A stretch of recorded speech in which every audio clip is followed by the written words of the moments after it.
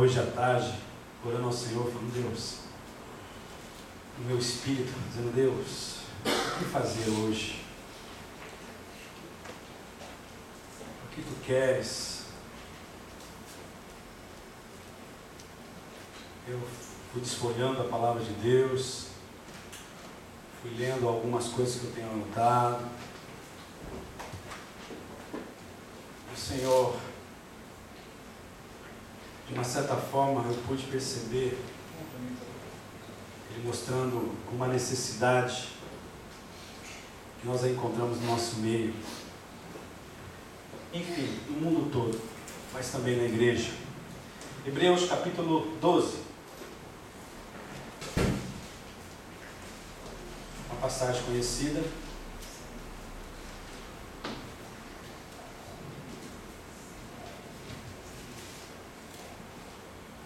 Hebreus capítulo 12.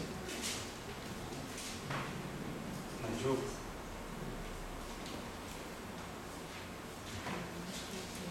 gostaria de apresentar, não fui simpático, esqueci de apresentar a nossa amiga Rosa, tia do nosso irmão Henrique, do nosso brincalhão.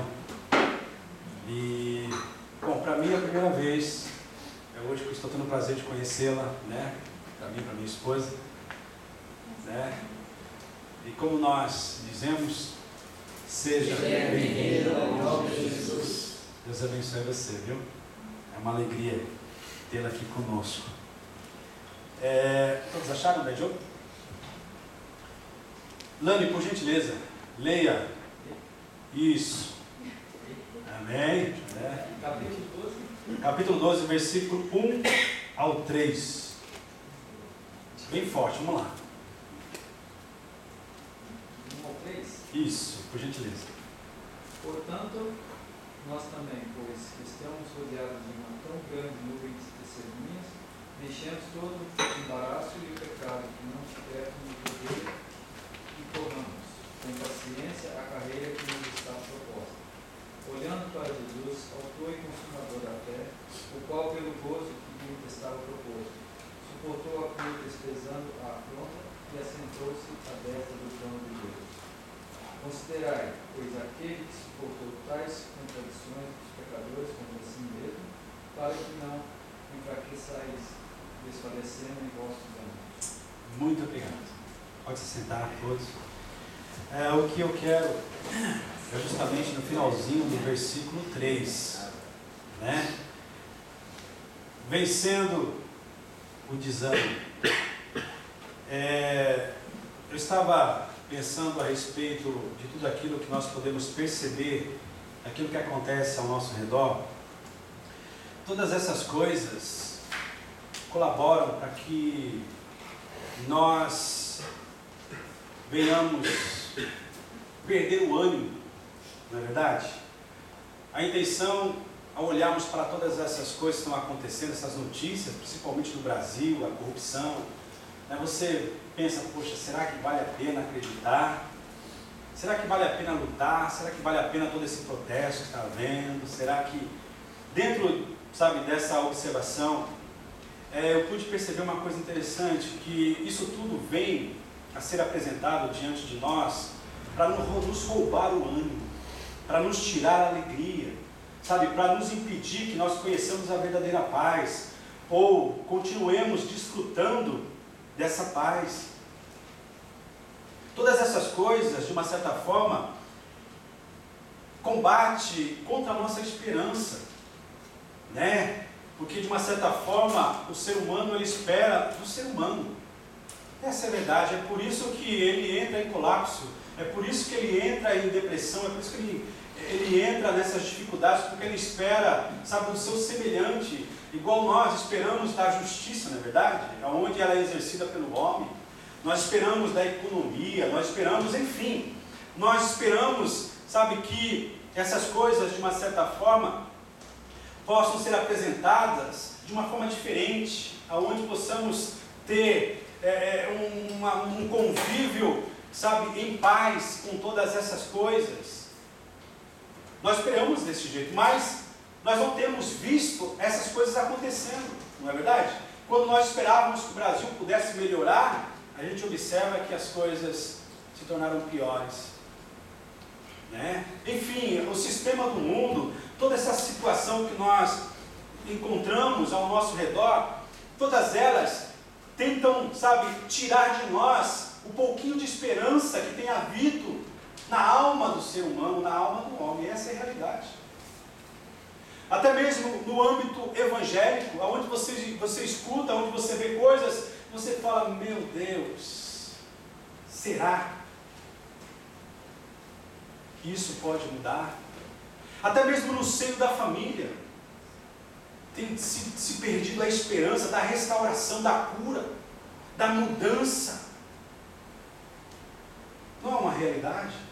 Todas essas coisas trabalham para roubar de nós o ânimo que nós precisamos ter para viver. E eu gostaria de falar de uma forma muito simples a respeito como nós podemos agir contra esse desânimo, para que nós não sejamos pegos por esse investimento do inferno, por essa tentativa do inferno, para que nós possamos resistir, para que nós possamos sair vitoriosos contra essa doença da alma, essa doença da mente, que tem sido transportada para o corpo. Eu estava observando esse texto. O escritor de Hebreus, ele fala, olha, saiba de uma coisa. Portanto, nós também, pois, que estamos rodeados de uma tão grande nuvem de testemunhas. Aqui o escritor está dizendo, olha, para e analise que a tua vida está sendo observada. Está sendo observada. Primeiramente, pelas pessoas. No âmbito físico, pelas pessoas. Existem também os olhos que vêm do inferno, né? do príncipe desse século, com todos os seus demônios que estão de olho em nós. Mas também existe o olhar de Deus e o olhar dos seus anjos. Então, uma coisa interessante que eu pude perceber, usando de uma certa forma esse texto aqui, entendendo que nós estamos sendo observados, eu falei, interessante, porque muitas vezes nós nos entregamos ao desânimo, nós deixamos de acreditar, nós deixamos de crer, nós deixamos de ansiar coisas melhores, nós permitimos que a fé seja roubada do nosso coração, porque nós agimos de uma forma errada diante de todas essas dificuldades.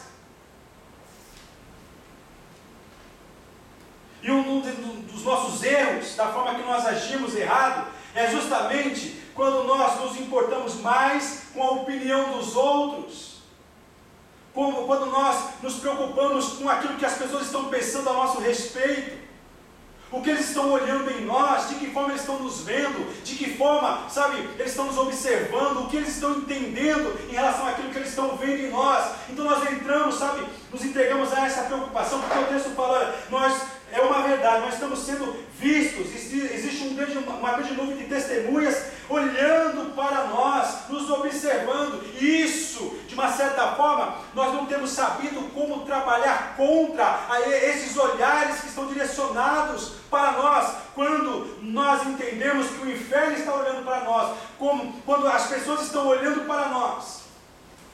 Nós nos preocupamos de uma forma errada, nós nos preocupamos em relação ao que eles estão pensando de nós. Agora, a Bíblia nos fala que nós temos que olhar para Deus, nós temos que entender que os olhos de Deus também estão sobre nós, e Ele não espera de nós além daquilo que nós não podemos dar. Ele sabe da nossa estrutura, Ele sabe da nossa composição, Ele sabe o que nós podemos oferecer, Ele não espera além daquilo que nós não podemos dar.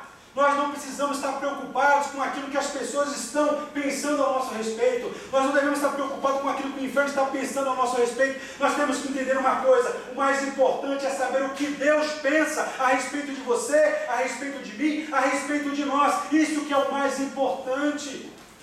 E o Senhor, Ele fala, pensamentos de paz eu tenho, em relação a vocês, pensamentos de bênçãos, não pensamentos de morte. Essa é a verdade, irmãos. Nós temos que entender, temos que parar de estarmos preocupados.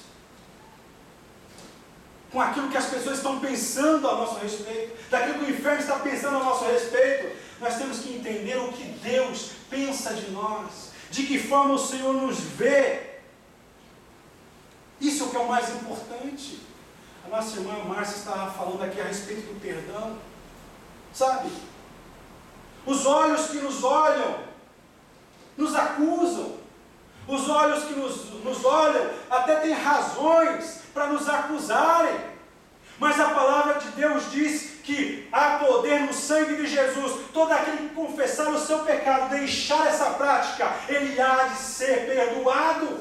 O olhar do Senhor, ele olha de uma forma desejosa de perdoar, de restaurar, de curar, de transformar. O Senhor olha para você dizendo, não vai dar certo. Ou melhor, Ele olha assim para você e fala, isso vai dar certo, Ele vai dar certo, Ele vai dar certo. Nós precisamos crer nisso. Por que nós temos essa garantia? Porque arrependidos, confiantes, ao nos entregarmos para Jesus, o poder que há no seu nome, que há no seu sangue, nos limpa, nos perdoa e nos limpa e nos purifica de todo pecado, de toda injustiça. Nós temos que parar de viver dessa forma onde nos preocupamos com a opinião dos outros. E com isso nós perdemos a nossa identidade. Nós queremos ser aquilo que o Senhor não quer que nós sejamos. Nós procuramos ser aquilo que as pessoas querem.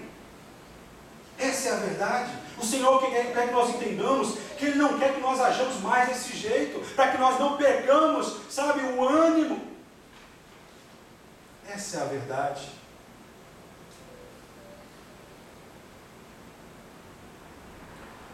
Nós vamos assimilando aquilo que as pessoas dizem a nosso respeito. Nós passamos a estar preocupados como agradá-los. Você já percebeu que quando você força para agradar alguém, você perde a paz?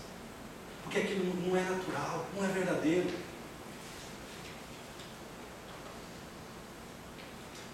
Se você quer ter um padrão para se espelhar, se você quer se comparar com alguém, se compare com Jesus. Não se compare com as pessoas. Se compare com Jesus, mas Ele é infinitamente mais. Sim, é por isso. Aleluia, porque quanto mais nós nos compararmos com Ele, o temor, o amor vai nos inundar ao ponto de nos entregarmos cada vez mais para Ele.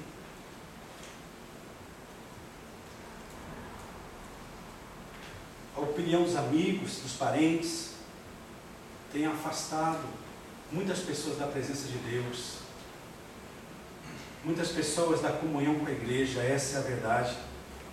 Nós tentamos ser aquilo que nós não somos, fazemos aquilo que nós não queremos e sentimos o que nós não esperávamos.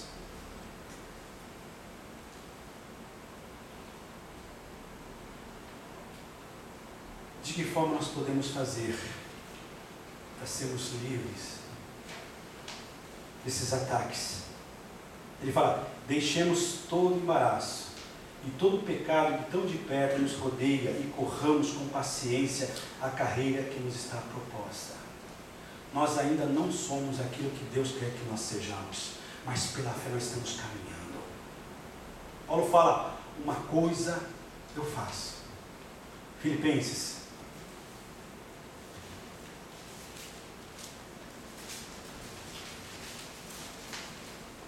A gente não vê aqui as palavras ditas por Paulo. Capítulo 3. Olha que coisa interessante. Não que já haja, ou melhor, não que já a tenha alcançado, ou que seja perfeito, mas prossigo para alcançar aquilo para o qual eu fui preso por Cristo Jesus. Irmãos, quanto a mim, não julgo que haja alcançado, mas uma coisa faço.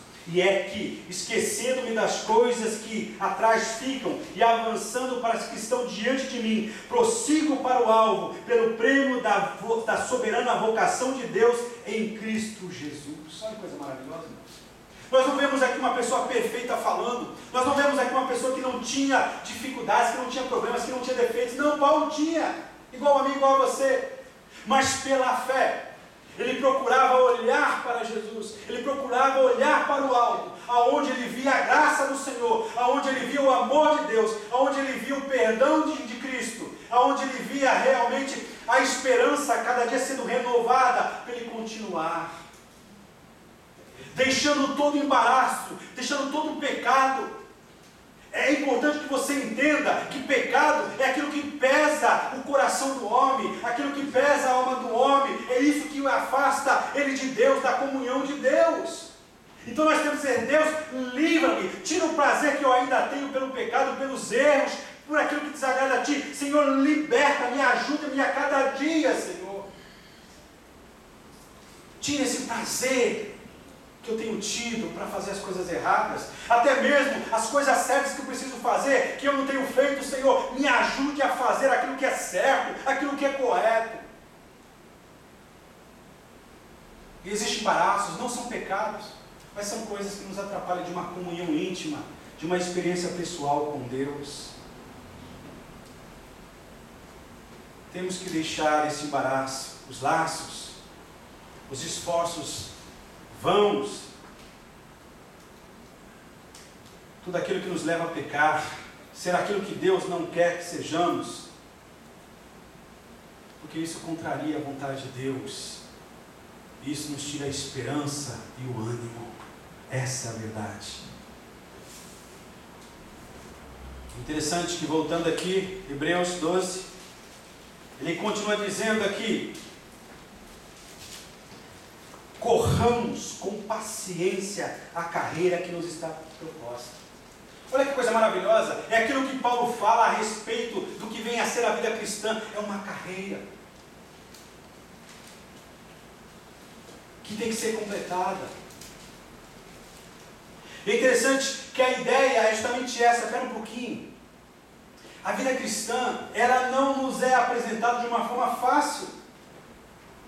A vida que agrada ao Senhor, ela não é, revelada de um jeito: olha, vai ser tudo fácil para você. Não. A vida cristã não é desse jeito.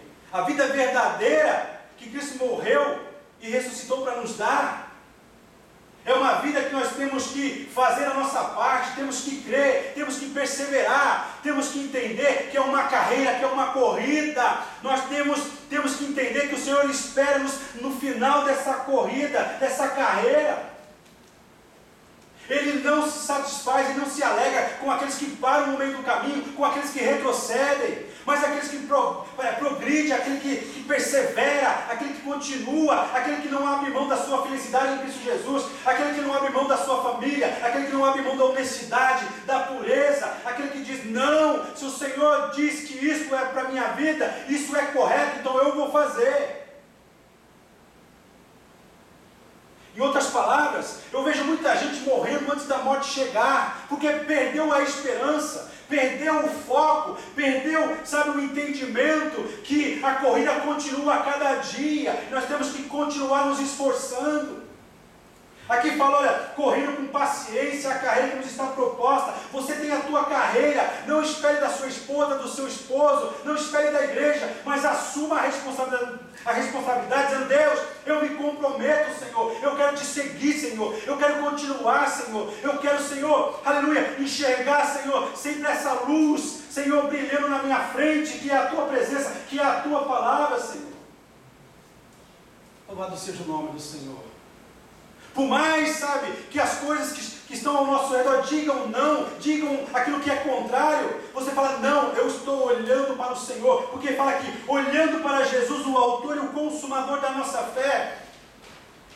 A nossa vida começou a ser mudada a partir do momento que nós praticamos a fé, recebendo a Cristo em nossas vidas. Então a nossa fé começou em Jesus Cristo, essa carreira começou em Cristo Jesus, e ele fala: o autor, aonde começou e aonde também deve terminar, o autor e o consumador.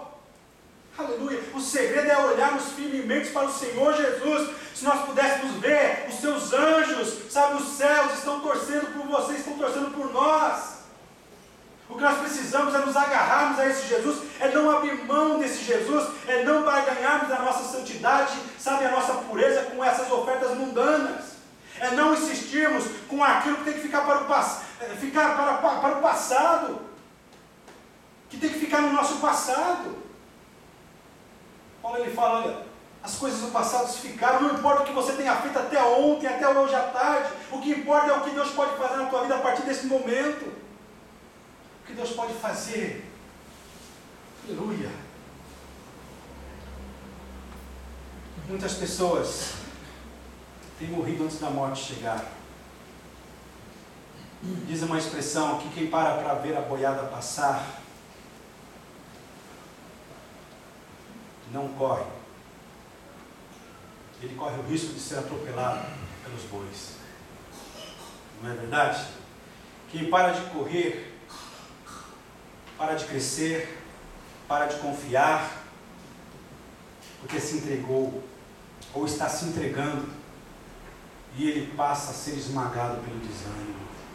A minha cura nunca vai chegar. A minha causa nunca vai ser resolvida.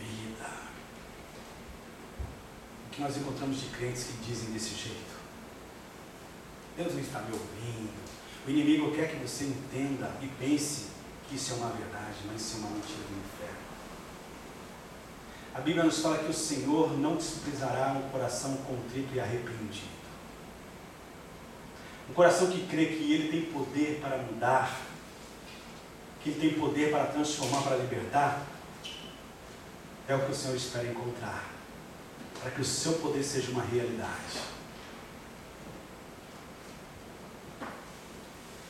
As pessoas perdem a paciência, uma virtude tão importante na vida, de quem sonha, de quem alimenta mais, de quem enxerga a vitória no final, de quem não desfalece na sua alma. Eu fico olhando, nós, tempos atrás, assistimos um programa, e nesse programa mostrava os idosos que ainda estão estudando, alguns se formando em advocacia com 80 anos, cheio de vida, e com sonhos. Mas do outro lado também nós temos visto pessoas novas desistindo da vida, desistindo de lutar, desistindo de sonhar. Isso é uma verdade. A Bíblia nos dá ordem para corrermos. A Bíblia nos ensina que nós devemos fugir de tudo aquilo que tenta nos prender. Nós temos que ter a consciência que nada acabou. Abraão, ele creu contra a esperança. Olha que coisa interessante. Mesmo não enxergando a esperança de ser pai, já com sua idade avançada da sua esposa, ele creu naquilo que o Senhor falara.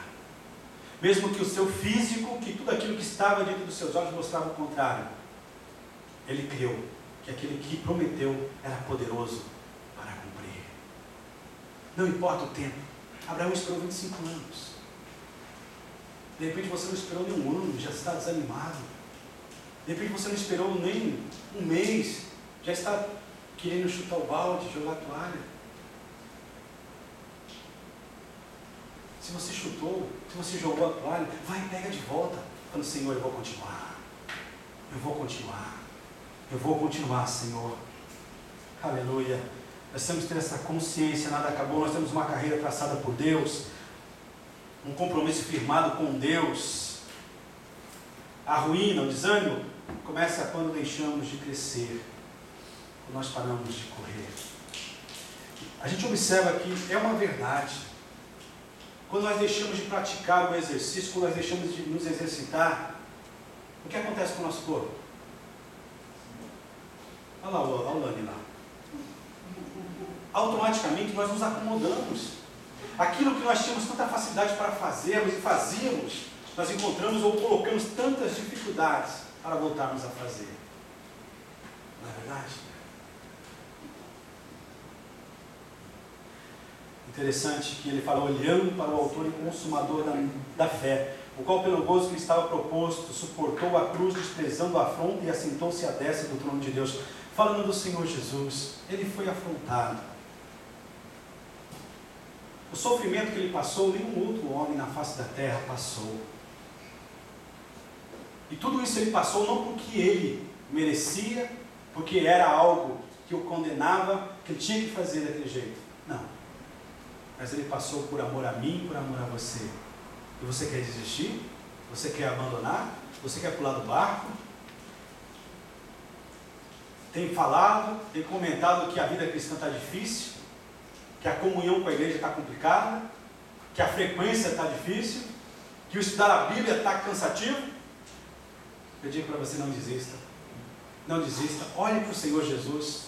O verdadeiro discípulo de Jesus é aquele que reconhece não só a paz em Jesus, a graça em Jesus, mas ele também reconhece o sofrimento que Jesus passou por ele.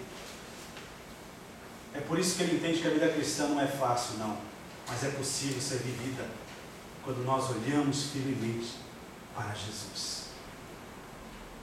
E outra coisa interessante, consideramos, pois, que aqueles que suportou tais contradições dos pecadores contra si mesmo, para que não enfraqueçais, se nós olharmos o tempo todo para Jesus, nós seremos renovados, seremos fortalecidos na nossa fé, nós seremos motivados a continuarmos. O Espírito Santo, ele há de fazer isso na nossa vida. Se isso, o contrário, significa que nós valorizamos mais as dificuldades da vida. A verdade é que nós nos sentimos mais fracos além daquilo que nós somos. Estamos presos ao passado. Estamos sempre lembrando, dando liberdade para que os nossos erros do passado sejam mais fortes do que a esperança que nós podemos ter no nosso presente. Essa é a verdade. A Bíblia nos ensina que o único que sabe perdoar é Deus, porque Deus perdoa e lança no mar do esquecimento. Nós não sabemos perdoar, porque nós não esquecemos. Mas com a graça de Deus, crendo e buscando Ele, priorizando a Ele, colocando Ele na nossa frente, nós somos fortalecidos. E todas as vezes que as lembranças ruins vierem na nossa mente, através da presença do Espírito Santo na nossa vida, nós seremos fortalecidos para administrarmos todas essas lembranças do passado. Elas não mais dominarão a nossa vida, não mais roubarão a nossa esperança que devemos estar vivendo, ou que estejamos vivendo no presente. Essa é a verdade. Se um futuro obscuro, sabe, se no nosso futuro não teve nada de bom, nada do que pode ser aproveitado no nosso presente, deixa lá, não mexa. Enterre o defunto por completo, pise em cima da terra. Mania de alguns de enterrar o defunto e deixar o pé para fora. Sempre quando volta uma situação parecida,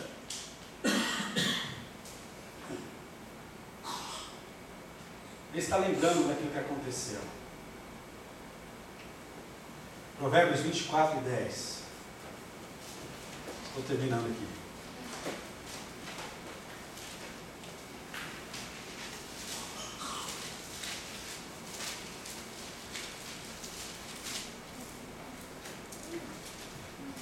Se te mostrares frouxo no dia da angústia, a tua força será... Será o quê? Se te mostrares frouxo no dia da tua angústia, no dia da adversidade, a tua força será pequena.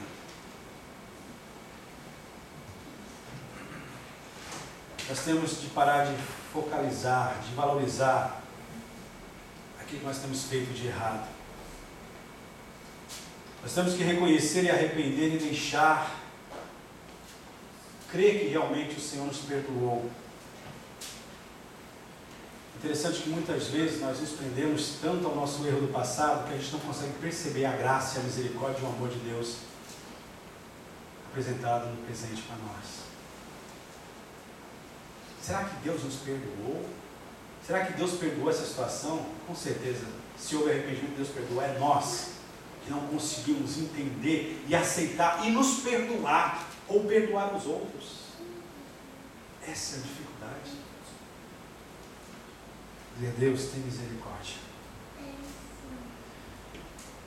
Voltando a Hebreus aqui, nós temos que olhar e valorizar não os nossos erros, não dar ênfase ou focalizar os nossos erros do passado, mas nós temos que olhar para Jesus, nós temos que focalizar Jesus, nós temos que olhar e reconhecer que o sacrifício que Jesus fez naquela cruz por nós, não foi um sacrifício qualquer. Olhando para Jesus, o autor e consumador, desprezando a afronta, quer dizer, todo o sofrimento que ele passou, não foi maior do que o amor dele para conosco.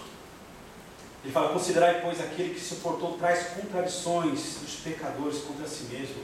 Não focalize mais as coisas ruins do teu passado. Sabe de uma coisa? Você é uma nova criatura em Cristo Jesus. Você foi chamado para ter a certeza que em Cristo você vai vencer todos os desânimos que possam bater na tua porta, em Cristo Jesus. E nele você pode descansar. Ele tomou as suas dores, ele pagou com sangue a dívida cometida pelos nossos pecados. O que nós precisamos é olhar para ele e dizer, Deus, é na força da tua palavra, é na força do teu amor, do teu poder que eu vou continuar olhando firmemente para o Senhor. Não se preocupe com aquilo que as pessoas possam pensar a seu respeito. Não se preocupe com aquilo que o inferno possa pensar a seu respeito. Conheça o que Deus pensa a seu respeito. Essa é a verdade. Não morra sem lutar. Não abra mão da felicidade em Cristo Jesus. Não abra mão daquilo que é puro, daquilo que é bom, daquilo que é santo. Não abra mão. Não haja como aqueles que não conhecem o Deus que você tem conhecido. Olhe para Jesus. É nele. O nosso trabalho é confiar nele. É descansar nele. Ele trabalha em nosso favor. Não valorize, não fique dando ênfase, não focalize os seus erros. Você errou, paciência. Arrependeu, confessou. Viva agora o perdão de Deus. O sangue de Jesus que foi derramado. Valorize o que Jesus fez por você. E seja feliz. Isso é possível em Jesus Cristo. Vamos lá. Senhor Deus maravilhoso, muito obrigado. Obrigado, Senhor. Uma palavra simples, Senhor, mas singela, até singela, mas uma necessidade, Senhor, para as nossas vidas, para a vida da tua igreja, Senhor. Em nome de Jesus, que nós possamos colocar a nossa confiança em Ti. Que os nossos olhos estejam voltados para Ti, Senhor. Que nós, Pai, fortalecidos pela Tua palavra, possamos lutar, Senhor, contra aquilo que é necessário ser lutado, Senhor.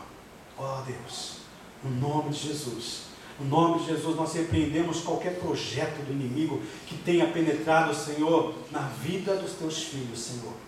No nome de Jesus, nós repreendemos, nós colocamos por terra e nós declaramos que há esperança, Senhor. Em Ti há esperança, Senhor. Renova o ânimo da Tua igreja e do Teu povo, Senhor. A confiança, Senhor. Fortaleça a fé, acrescenta a fé no coração do Teu povo, Senhor. No nome de Jesus. No nome de Jesus. Nós cremos no poder da Tua palavra. Ela não voltará vazia, Senhor.